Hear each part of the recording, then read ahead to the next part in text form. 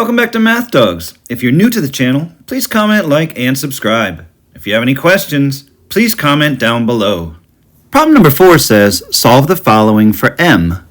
Negative 2mn minus n equals 10 plus 7m. And so since I'm asked to solve for m, I notice that m is in two terms in this equation. One of the terms, negative 2mn, is on the left side, and 7m is on the right side. And so this is a little tricky, but the first thing that I'm going to have to do is put all of my terms that include an m on one side of the equation, and all the terms that don't include an m on the other side of the equation. So I'm going to add n to both sides of this equation, and at the very same time I'm going to subtract 7m from both sides of this equation.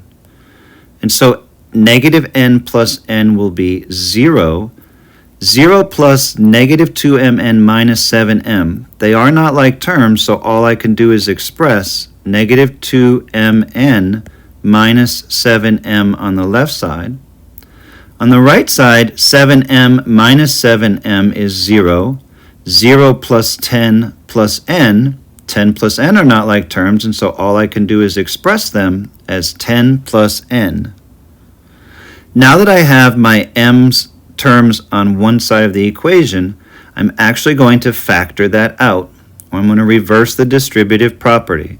So I'm going to factor out the m, which would leave me with negative 2n minus 7. So you'll notice that's just a reversal of the distributive property. On the right side, I still have 10 plus n. I've factored out the m so that I can divide, since now I have a multiplication right here between m and the expression in parentheses.